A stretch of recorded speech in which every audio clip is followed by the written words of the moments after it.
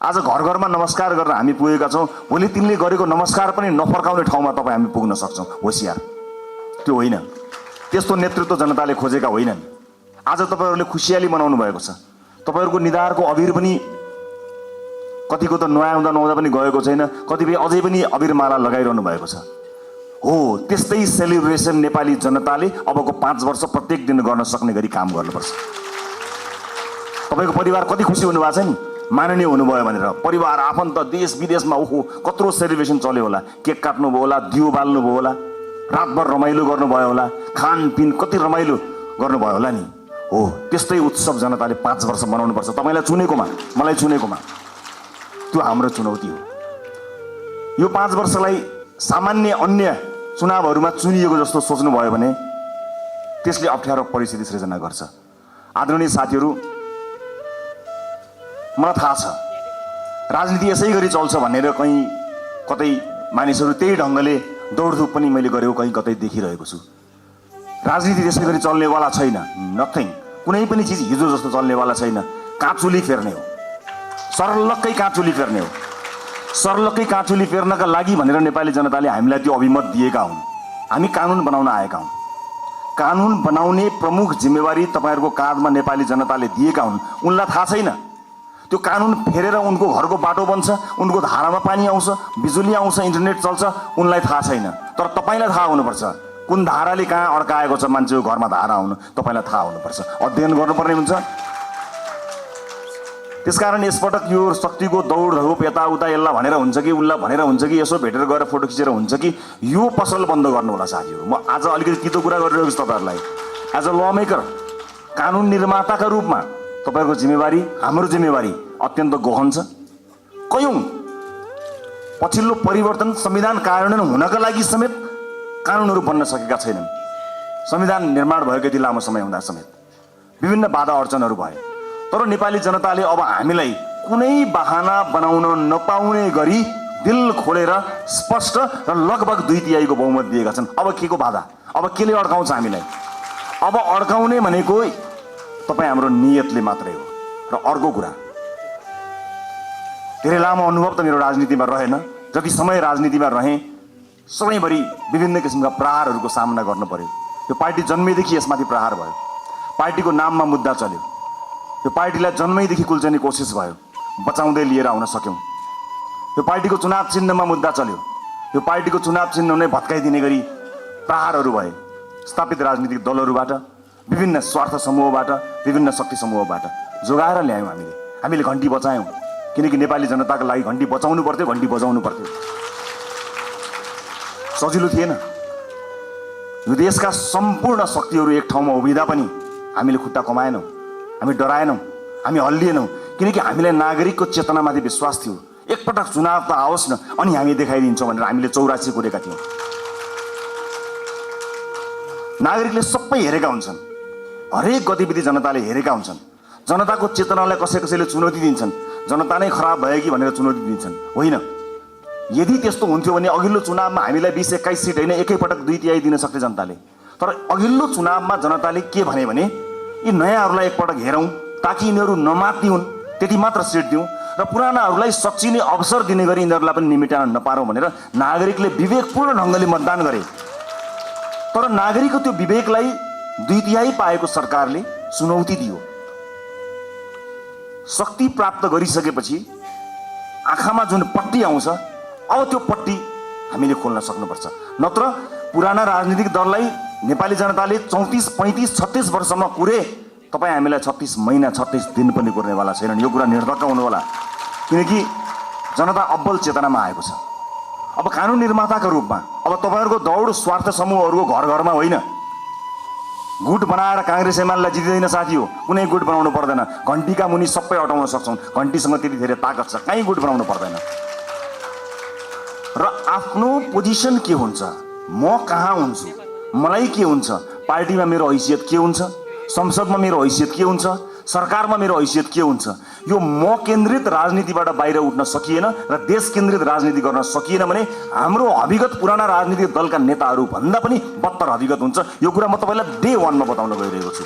त्यसकारणले आफूलाई सेन्टरमा राख्ने होइन। राजनीति आजसम्म त्यस्तै भयो। सहमति त गर्ने, राष्ट्रिय सहमति गरे जस्तो भन्दै, राजनीतिक सहमति गरेको छ भन्दै विभिन्न सहमतिहरूमा नेताहरूले आफआफ्नो ठाउँ सुरक्षित राखे, पार्टीहरूले आफआफ्नो ठाउँ सुरक्षित राखे। तर देशलाई सुरक्षित राख्ने हो कि होइन, देशलाई केन्द्रमा राखियो कि राखिएन, त्यो महत्त्वपूर्ण कुरा हो। यतिखेर देश केन्द्रमा छ, देशले देखेको सपना हामीले पुरा गर्ने हो। तपाईँको र मेरो मन्त्री प्रधानमन्त्री बन्ने सपनाको भारी यो देशले, यो समाजले बोक्दैन। मेरो सपनाको भारी बोक्नको लागि यो समाज बाध्य छैन, तर यो समाजको सपनाको भारी तपाईँ हामीले बोक्ने हो। त्यसका लागि तपाईँ हामीलाई मत दिएर पठाएका हुन्। सामान्य कुरा होइन। यहाँ शहीदकी आमा छिन्, ध्यान दिनु होला। कुनै पनि बिचौलियासँग साँठगाँठ गर्नुभन्दा, एक कप चिया खानुभन्दा अगाडि, उसको एक घुटको पानी खानुभन्दा अगाडि शहीदकी आमालाई सम्झिनु होला। आफ्नो छोरो चढाएर संसद छिरेकी छन् शहीदकी आमा। सामान्य कुरा होइन। यो देशमा बिचौलियागिरी बिगबिगी छ। मैले छोटो समयको राजनीतिमा जुन देखेँ त्यो अनुभव तपाईँलाई सुनाउँदैछु। तपाईँहरूलाई विचलित बनाउन, तपाईँलाई प्रभावित बनाउनको निमित्त मानिसहरू दौडन्छन्। देशको परिस्थिति यस्तो छ कि सरकार बनेको बेलुकाबाट एउटा समूह सरकार ढाल्न सक्रिय रहन्छ। बनेको दिनबाट प्रत्येक पटक हामीले अभूतपूर्व जनमत प्राप्त गरेका छौँ। त्यो अभूतपूर्व जनमत प्राप्त गरेसँगै अब यिनीहरू बिच फाटो ल्याउन सकिन्छ कि भनेर ठाउँ ठाउँबाट प्रयास भएको तपाईँहरू हेर्नुहुन्छ होला नि। समाचारभित्रका नियतहरू पनि हेर्न सकिन्छ नि कहिलेकाहीँ। त त्यस्ता ठाउँबाट हामी बच्नुपर्छ। हामीलाई फुटाउने, हामीलाई गिराउने, हामीलाई गरद गराउनेहरूको बिगबिगी छ। हामी विरुद्ध पनि त धेरै मत आएको छ नि, लाखौँ भोट छ नि, जसले हामीलाई भोट दिएनन्। अन्य विभिन्न नेताहरू छन्। प्रतिपक्षीको कमी रहँदैन, विरोधीहरूको कमी रहँदैन। फरक यति हो कि हामी कति बलियो छौँ। आफू बलियो हुनुपर्छ, अरूलाई दोष लगाएर अर्काले फुटायो, अर्काले शक्ति गर्यो, विदेशीको चाल, उसको चाल, यसको चाल, यस्ता शब्दहरूलाई अब हामीले मेटाउनुपर्छ। यो कसैको चाल होइन। हामी मिल्न सकेनौँ भने, हामी स्वार्थको बन्दी बन्यौँ भने मात्रै समस्या पर्ने हो। विभिन्न राजनीतिक पृष्ठभूमिबाट रासोपा आउनुभएका साथीहरूलाई मेरो स्वागत छ। तपाईँहरूले कहीँ कतै हेजिटेसन भन्छ नि, कहीँ कतै तपाईँले लघुतावास राख्नै पर्दैन।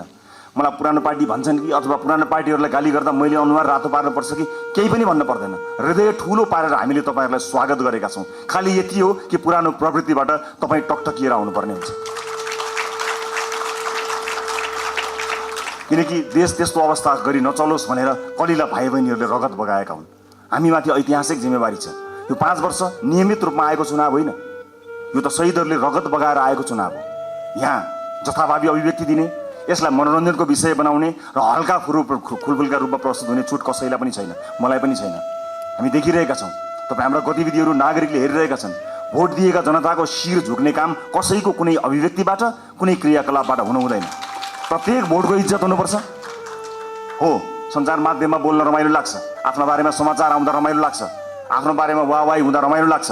सञ्चारकर्मी साथीहरू पनि यही समाजका साथीहरू हुन्, उनीहरू मित्र हुन्। उनीहरूले कहिलेकाहीँ आफ्नो पक्षमा राम्रा कुरा लेखिदिँदाखेरि तपाईँले दिने अभिव्यक्तिले वैदेशिक सम्बन्धमा के प्रभाव पारेको छ त्यो कुरा याद नगरिकन तपाईँले त्यस्ता किसिमका हल्का फुल्का अभिव्यक्ति दिनुभयो भने देशलाई दीर्घकालीन रूपमा असर गर्न सक्छ। अब तपाईँ हिजोको मान्छे होइन, अब जिम्मेवार सांसद हो, जिम्मेवार राजनीतिकर्मी हो, जिम्मेवार प्रतिनिधि सभाको सदस्य हो। त्यसकारण भूमिका परिवर्तन भएको छ होइन। जो कोहीलाई अझै पनि म अभियन्तै हुँ भन्ने लाग्छ, अझै पनि पुरानो पेसाकर्मी हुँ जस्तो लाग्छ, जो कोहीलाई म हिजोकै जस्तै भनौँ न, यदि जिम्मेवार नभए पनि सार्वजनिक अभिव्यक्ति जस्तो दिन्थेँ त्यस्तै दिन्छु जस्तो लाग्छ भने you are more than welcome to lead this. तपाईँहरू सांसदको भूमिकाबाट बाहिर जान सक्नुहुन्छ, केही पनि फरक पर्दैन। तर होइन, अब म जिम्मेवार हुँ, अब मेरो भूमिका फेरिएको छ। यो देशका कानुनहरू मैले फेर्नु पर्नेछ, कानुनहरूमा संशोधन ल्याउनु पर्नेछ, नयाँ कानुनहरू ल्याउनु पर्नेछ। मलाई मत दिएका जनताको घर घरमा खुसियाली आउनु पर्नेछ र मलाई मत दिएका जनताको चुलो बोल्नु पर्नेछ। मलाई मत दिएका जनतालाई प्रभाव पर्नु पर्नेछ। उनीहरूले मैले जस्तै अस्पतालमा उपचार गर्न जाँदा बेड पाउनुपर्छ, कसैको सोर्स बिना भन्ने कुराको महसुस गर्नुपर्छ। म तपाईँलाई अनुरोध गर्न चाहन्छु, सक्नुहुन्छ भने सकेसम्म आफूलाई सरकारी अस्पतालमा उपचार गराउनुहोस्। सक्नु भएन, इमर्जेन्सीको बेलामा मैले भनेको छैन, सक्नुहुन्छ सरकारी अस्पतालमा आफूलाई उपचार गराउनुहोस्। सरकारी सेवालाई चुस्त बनाउने हो। जनताका छोराछोरीहरूलाई जुन अप्ठ्यारो पर्छ तपाईँले मात्र सुविधा प्राप्त गर्नु कि जायज होइन। सक्नुहुन्छ भने म बाध्यताकारी तपाईँलाई भन्दिनँ, महसुस गर्न सक्नुपर्छ। र अर्को महत्त्वपूर्ण कुरा म यहाँलाई बताउँछु, रासोपा स्थापना भएको 3.5-4 वर्ष पनि भएको छैन। यसबीचमा हामी विभिन्न पृष्ठभूमिका साथीहरू जोडिएका छौँ। रासोपाभित्र देशको अनुहार छ। अहिले जोडिएका साथीहरू यो देशको अनुहार, यही समाजबाट हामीले प्राप्त गरेका अनुहारहरू हो। हामीभित्र कसैको विवाद पनि होला, कसैको उच्च छवि पनि होला, कसैको सामान्य किसिमको सार्वजनिक जीवन होला, कसैको उच्च किसिमको सार्वजनिक जीवन होला। जे जस्तो भए तापनि एउटा कुरा आज मैले साथीहरूलाई राखेर स्पष्ट के बताउनु पर्छ भने सरकार 2/3 छ, सङ्ख्या घट्ला अथवा सरकार बहुमतमा रहन्छ, सङ्ख्या घट्ला अल्पमतमा पर्ला भन्ने कुराको परवाह नगरिकन रासोपाले जन्मदेखि आफ्नो विधानमा स्थापित गरेको राइट टु रिकलको व्यवस्थालाई यसपटक कडाइका साथ लागू गर्नेछ।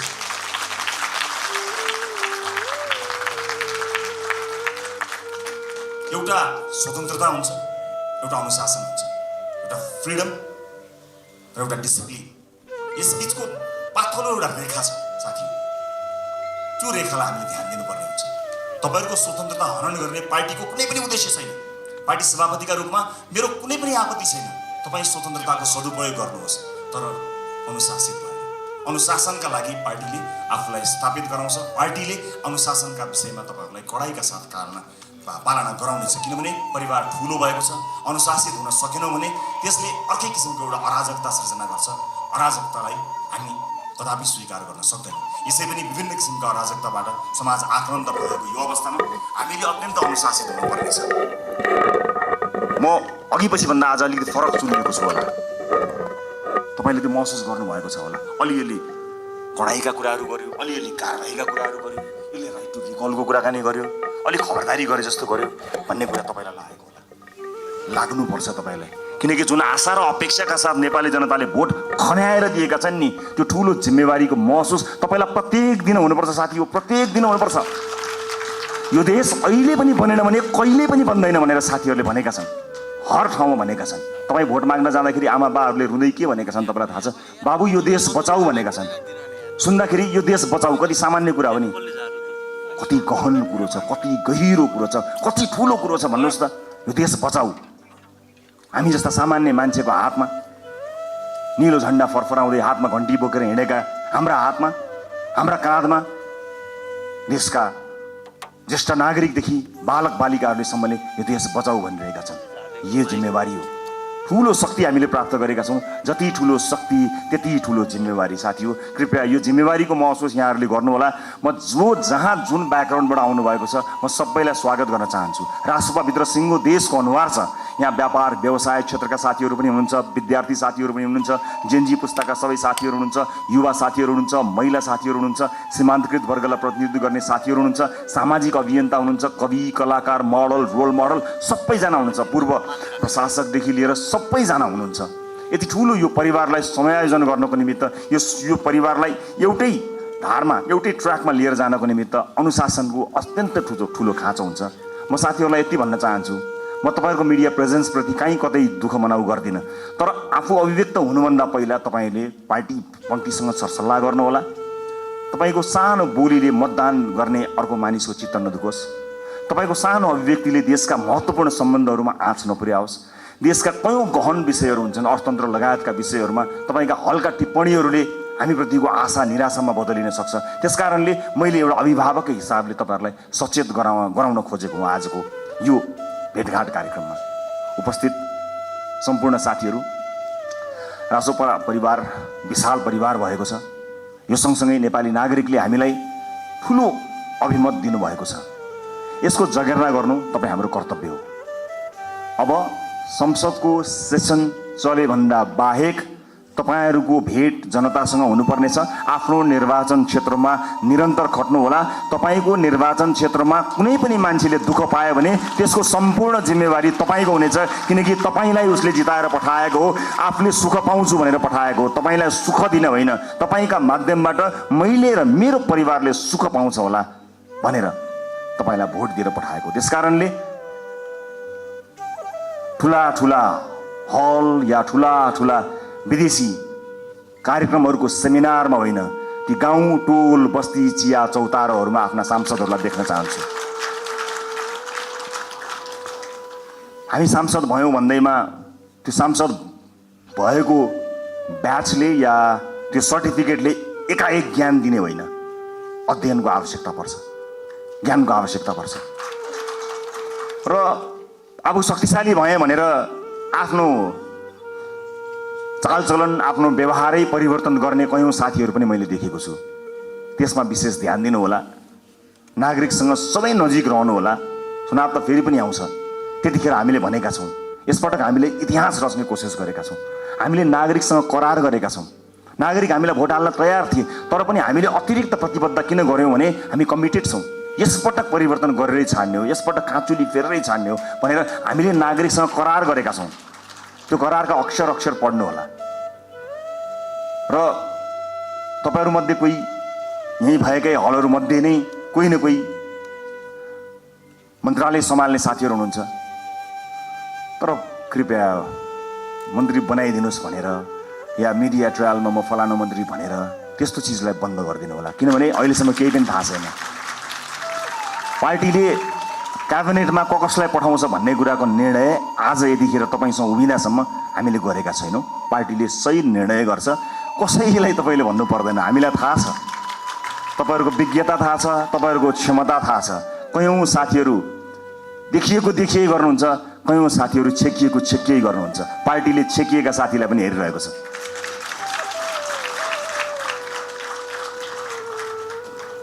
कहिलेकाहीँ कसैले जति देखाउँछु भने पनि देखिँदैन, कसैले लुकाउँदा पनि देखिन्छ। क्षमता भन्ने कुरा त्यस्तो हुन्छ। त्यस कारणले कतिपय अलि बढी चर्चामा आएका साथीहरू र चर्चामा आउन नपाएका साथीहरू सबैलाई पार्टीले हेरेको छ। कयौँ विषयका विज्ञ साथीहरू हुनुहुन्छ।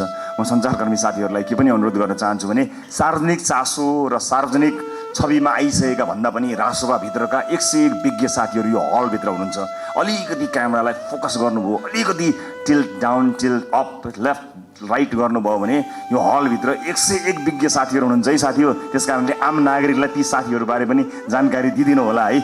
चलेका, देखिएका, सुनिएका साथीहरू त छँदै हुनुहुन्छ, त्यहाँतिर पनि अलिकति ध्यान दिनुहोस् ताकि नागरिकले थाहा पाउन् कि राजसभाभित्र यस्ता मान्छेहरू पनि रहेछन् भन्ने कुरा। यो मेरो सञ्चारकर्मी साथीहरूको उल्लेख्य उपस्थिति भएको हुनाले मेरो विनम्रतापूर्वक यहाँहरूलाई गरिएको अनुरोध हो। अब म लगभग आफ्नो भनाइको अन्त्यतिर आएको छु। उपस्थित साथीहरू, चुनावमा हामीले अत्यन्त दुःख गऱ्यौँ, तपाईँहरूले मेहनत गर्नुभयो, परिश्रम गर्नुभयो। केही नयाँ साथीहरू, केही पुराना साथीहरू पनि चुनिएर आउनुभएको छ। अधिकांश धेरै सांसदका रूपमा नयाँ साथीहरू आउनुभएको छ। स्वाभाविक रूपमा के होला, कसो होला, कस्तो होला भन्ने कुरा तपाईँलाई लागेकै हुनुपर्दछ।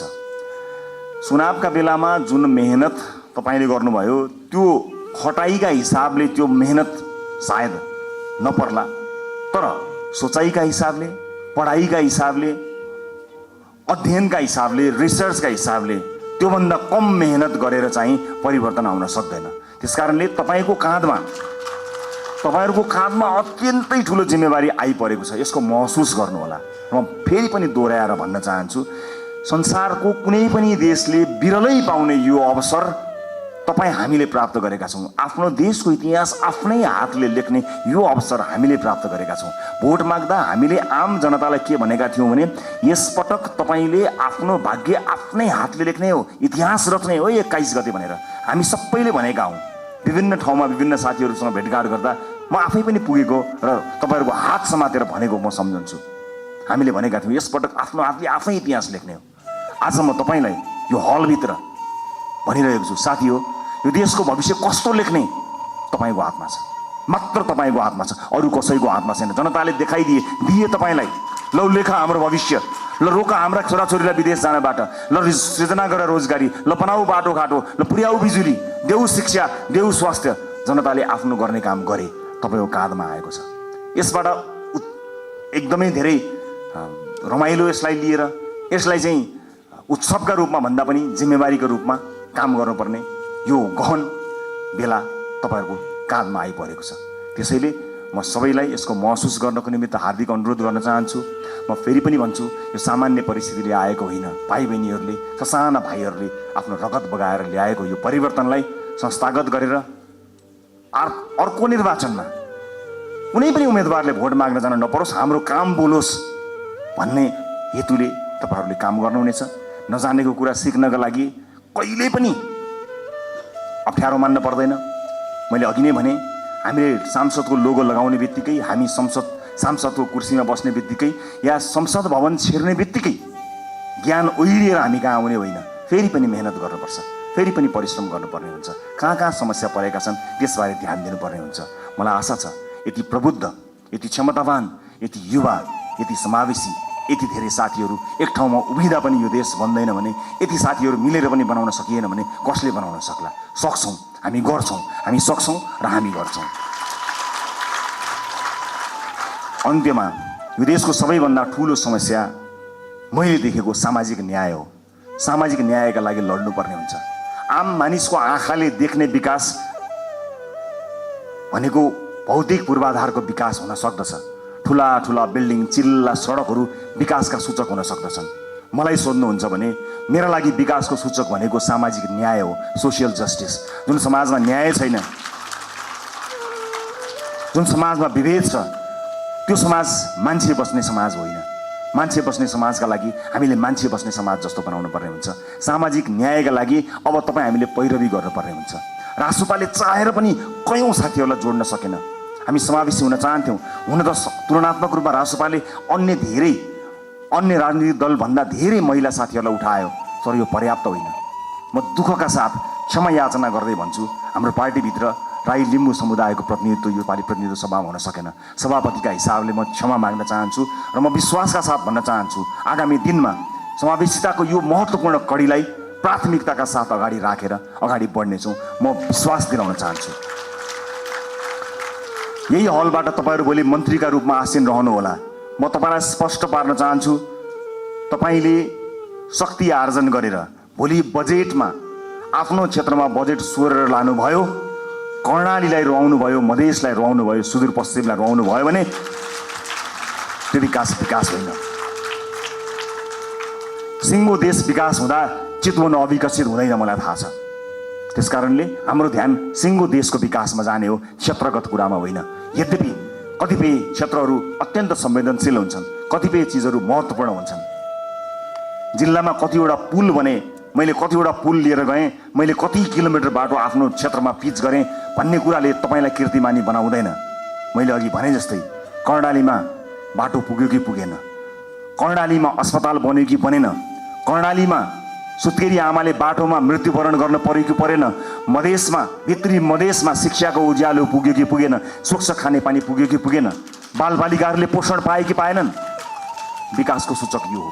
तपाईँ हामीले सोचेको विकास यही हुनुपर्नेछ।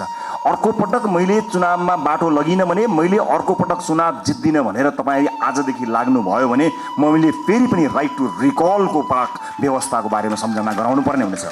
साथी हो, एउटा चुनावबाट अर्को चुनावका लागि होइन, एउटा पुस्ताबाट अर्को पुस्ताका लागि लडेका हौँ हामी। अर्को चुनाव जितौँ नजितौँ त्यो सरकारको विषय भएन, तर अर्को पुस्ताले हार्नु हुँदैन साथी हो। धेरै पुस्ताले हारिसकेपछि हामी एउटा आशा अपेक्षाको दियो बाल्न सफल भएका छौँ। यसलाई निभ्न नदिनु होला। सभापतिका रूपमा म तपाईँहरूसँग सधैँ छु। म लोकतान्त्रिक पद्धतिलाई विश्वास गर्छु। वर्तमान व्यवस्था, वर्तमान संविधानप्रति प्रतिबद्ध छु।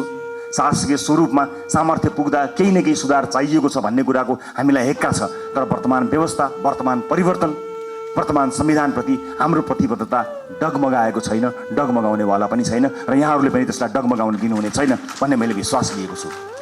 इतिहास रचनामा एउटा मान्छे, एउटा नेताको हात हुँदैन, एउटा पार्टीको हात हुँदैन। इतिहासको कालखण्डदेखि यहाँसम्म विभिन्न पुराना राजनीतिक दल र नेताहरूले त्याग र तपस्या गरेर आज हामीलाई यो दिन ल्याउनु भएको छ। उहाँहरूका कयौँ व्यतिथिहरूप्रति हाम्रो प्रश्न हो, तर इतिहासले उहाँहरूले दिनुभएको योगदानलाई नजरअन्दाज गर्ने, त्यसलाई अपमानित गर्ने हक हामी कसैलाई पनि छैन। म ससम्मान इतिहासमा उहाँहरूले दिनुभएको योगदानका लागि उहाँहरू सबैलाई स्मरण गर्न चाहन्छु। पुराना राजनीतिक दल, पुराना सम्पूर्ण नेतागणहरूलाई म यही मञ्चबाट धन्यवाद दिन चाहन्छु र म यति भन्न चाहन्छु, इतिहास तपाईँले लेख्नुभयो, भविष्य हामी बनाउँछौँ। हाम्रा अभिव्यक्तिहरूमा कुनै पनि राजनीतिक दल र विपक्षीहरूप्रति कटाक्ष भयो भने त्यो अनर्थ हुन जानेछ। आज विजयको उन्मादमा हाम्रा समर्थक साथीहरूले विजयी भएका कारण, अत्यधिक मत आएका कारण विपक्षीहरूप्रति विभिन्न माध्यमहरूमा सञ्चार माध्यम लगायत सार्वजनिक माध्यमहरूमा जुन ढङ्गले अभिव्यक्ति दिइरहनु भएको कता कता देखिएको छ त्यो कदापि स्वीकार्य छैन। विजेता हुनुको अर्थ जिम्मेवार हुनु हो, विजेता हुनुको अर्थ छाडा हुनु होइन। विजेता हुनुको अर्थ विपक्षीहरूलाई कटाक्ष गर्ने अधिकार प्राप्त गर्नु होइन, त्यो लोकतन्त्रको चरित्र होइन। त्यसकारणले हामीलाई माथि धेरै आरोप लागेको छ। आज तपाईँहरू सबैलाई साक्षी राखेर म यो आरोपलाई खण्डन गर्ने जिम्मेवारी तपाईँहरूको काँधमा पनि बाँड्न चाहन्छु कि रासोपालाई प्राय अराजक छन्, रासोपा समर्थकहरू अत्यन्त धेरै असहिष्णु छन्, सामाजिक सञ्जालमा गाली गलौजमा उत्रन्छन्, व्यक्तिगत गाली गलौजमा उत्रन्छन्, छुनै हुँदैन, बोल्नै हुँदैन, गाली गरिहाल्छन्। त्यस किसिमको एउटा छवि बनेको छ। म सम्पूर्ण समर्थक साथीहरूलाई बताउन चाहन्छु अब त्यसबाट बाहिर निस्कनुपर्छ। रासोपाले प्रशिक्षण गर्न पाएको छैन। 3 वर्षमा आक्रमण झेल्दै आएको रासोपाले आफ्ना सदस्य साथीहरूलाई राम्रोसँग प्रशिक्षित गर्न पाएको छैन। तर यही समाजका पात्रहरू भएको हुनाले तपाईँले समाजका विभिन्न तह र तबकामा लिनुभएको प्रशिक्षणले तपाईँको व्यक्तिगत आचरणलाई देखाउँछ। त्यसकारणले सम्पूर्ण रासोपा समर्थक साथीहरूलाई म जिम्मेवार भएर अभिव्यक्त हुन सामाजिक सञ्जाल, सामाजिक प्लेटफर्महरूमा, सार्वजनिक प्लेटफर्महरूमा अत्यन्त जिम्मेवार भएर प्रस्तुत हुनको लागि अनुरोध गर्न चाहन्छु। यो रासोपाले जितेको होइन, यो देशले जितेको हो। हामीले प्रमाणित गर्नुपर्नेछ। रासोपाको माध्यमबाट देशले जितोस् भनेर आम नागरिकले हामीलाई भोट दिएका हुन्। त्यसकारणले यो जित केवल रासोपा समर्थक, रासोपा भोटरको मात्र होइन, यो जित सम्पूर्ण देशको हुनुपर्नेछ। त्यसका लागि तपाईँ हामीले काम गर्नुपर्नेछ। अबको 5 वर्ष सहज हुनेवाला छैन। हिजोका सांसदहरूको जस्तै गतिविधि या हिजोका मन्त्रीहरूको जस्तै गतिविधि र तिनै निरन्तर त्यही चिजको निरन्तरता यो हो भन्ने जो कोहीलाई परेको छ भने कृपया त्यो होइन। अति संवेदनशील समयमा अत्यन्त धेरै मेहनत गर्नुपर्ने समयमा हामी उभिएको हुनाले फेरि पनि तपाईँहरूलाई मेहनतका साथ अगाडि बढ्नको लागि म हार्दिक अनुरोध गर्न चाहन्छु। अन्त्यमा निर्वाचन जित्नका लागि पार्टीका विभिन्न तह र तबकामा रहेर काम गर्नुहुने सम्पूर्ण साथीहरूलाई म धन्यवाद दिन चाहन्छु। समानुपातिक साथीहरूलाई कतिपय मानिसहरूले तिमीहरू त समानुपातिक हौ, प्रत्यक्ष होइनौ भनेर अलिकति फरक ढङ्गले हेर्न खोजेको देखिन्छ। म त्यसलाई विभेद भन्छु। म त्यस्ता विभेद पार्टीभित्र नहोस् भन्ने चाहना राख्न चाहन्छु। चाहे प्रत्यक्षमा रहेका हुन्, चाहे समानुपातिकमा रहेका हुन्, सबैले आफ्नो भूमिका र जिम्मेवारी निर्वाह गरेका छन्। कतिले चुनाव जित्नका लागि भूमिका निर्वाह गरे भने अब संसदमा गएर ती साथीहरूले आफूलाई अझ बढी अब्बल प्रमाणित गर्नुहुनेछ।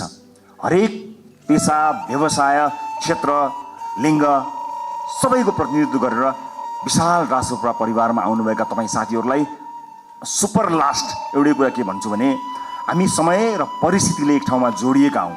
हामी यो राजनीतिक दल थिएन, हामी यहाँ गोलाकार हुने थिएनौँ भने अलग किसिमका मानिसहरू थियौँ। हाम्रा साथीभाइ अलग थिए, हाम्रो सङ्गत अलग थियो, हाम्रो काम अलग थियो, हाम्रो पेसा अलग थियो।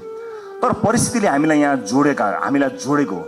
जोडिसकेपछि एज अ टिम प्लेयर, एउटा सामूहिक खेलाडीका रूपमा तपाईँ हामीले काम गर्नुपर्नेछ।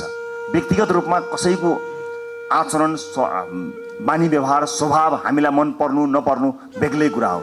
तर यतिखेर हामीले हेर्ने भनेको देशको संविधान हो, संसदको नियमावली हो, पार्टीको विधान हो। तपाईँलाई व्यक्तिगत जीवनमा जुन किताब पढ्न मन लाग्छ पढ्नुहोस्, तर हामीले पढ्ने यिनै किताबहरू हुन्। यिनै किताबभित्र हामी एकबद्ध भएर देशको संविधान मानेर, पार्टीको विधान मानेर, विभिन्न नियमावलीको अधीनमा रहेर एकै ठाउँमा एउटा टिम भएर काम गर्नुपर्नेछ। त्यसकारणले व्यक्तिगत इच्छा आकाङ्क्षा, व्यक्तिगत लाइक डिसलाइक, व्यक्ति मनपर्ने मन नपर्ने कुराहरू गौण रहन्छन्। मैले अघि पनि भने तपाईँको चाहना, तपाईँको सपनाको भारी यो देशले बोक्ने होइन, वर्षौँदेखि यो देशले देखेको सपनाको भारी तपाईँ हामीले मिलेर बोक्ने हो। कयौँ व्यक्तिगत जीवनमा मन नपरेका साथीहरू पनि कता घुम्दै फिर्दै यहीँ आएर ठोकिएका पनि हुन सक्दछौँ। यतिखेर हामीले आफ्नो विवेकको अत्यधिक प्रयोग गरेर मुलुक र जनताप्रति वफादार, इमान्दार र जिम्मेवार भएर काम गर्नुपर्नेछ। म यहाँहरूको सुखद राजनीतिक भविष्यको शुभकामना अभिव्यक्त गर्न चाहन्छु। फेरि पनि निर्वाचनलाई यति ठुलो परिणाममा ल्याउनका लागि काम गर्नुहुने पार्टीको अग्रकम्तीमादेखि अन्तिम पङ्क्तिसँग काम गर्नुभएका सम्पूर्ण साथीहरूलाई धन्यवाद दिन चाहन्छु। मतदाता साथीहरूलाई धेरै धेरै धन्यवाद दिन चाहन्छु।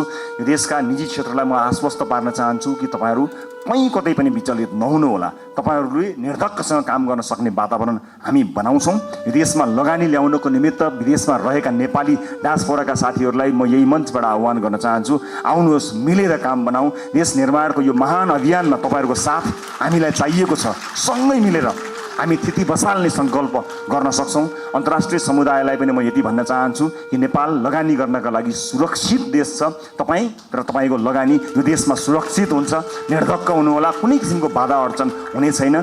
तपाईँलाई कुनै अमुक नेता वा पार्टीले संरक्षण गर्दैन, तपाईँलाई देशको नीतिले, हाम्रो नीतिले संरक्षण गर्नेछ। नीतिगत रूपमा तपाईँ हामी संरक्षित हुनेछौँ। देशको विश्वविद्यालयहरूले काँचुली फेर्नुपर्नेछ, उद्योग कल कारखाना चल्नुपर्ने हुनेछ, देशमा कामधन्दा निरन्तर चल्नुपर्नेछ, इम्प्लोइमेन्ट क्रिएट गर्नुपर्नेछ। यी यावत जिम्मेवारीहरू पुरा गर्नको निमित्त हामी सक्षम भएर काम गर्नेछौँ। मुलुक नयाँ मान्छेहरूको हातमा गयो, कहीँ अप्ठ्यारोमा पर्छ कि लोकतन्त्रको खतरामा पर्छ कि कहीँ कतै अलिकति अधिनायकवाद आउँछ कि जस्ता जुन शङ्का, भ्रम या आशंकाहरू कहीँ कतै भएको छ, म सबै चासो राख्ने, सरोकार राख्ने सबैलाई बताउन चाहन्छु कि मुलुक राम्रो हातमा छ। We will handle it with care. हामी यसलाई एकदमै केयरफुल्ली, यो जनताले दिएको मतलाई अत्यन्त प्रेमका साथ, अत्यन्त सौहार्दका साथ, करुणाका साथ र अत्यन्त चनाखो भएर हामी काम गर्नेछौँ। सुशासनमा नयाँ मानक स्थापना हुनेछ र मुलुकलाई आर्थिक समृद्धिको बाटोमा हामी निरन्तर लिएर जानको निमित्त अहोरात्र काम गर्नेछौँ। हस्, फेरि पनि यहाँहरूलाई यो उपस्थितिका लागि, यो विजयका लागि र यो प्रतिबद्धताका लागि धेरै धेरै धन्यवाद दिन चाहन्छु। तपाईँ हामी सबैको जय होस्। जय देश, जय घन्टी।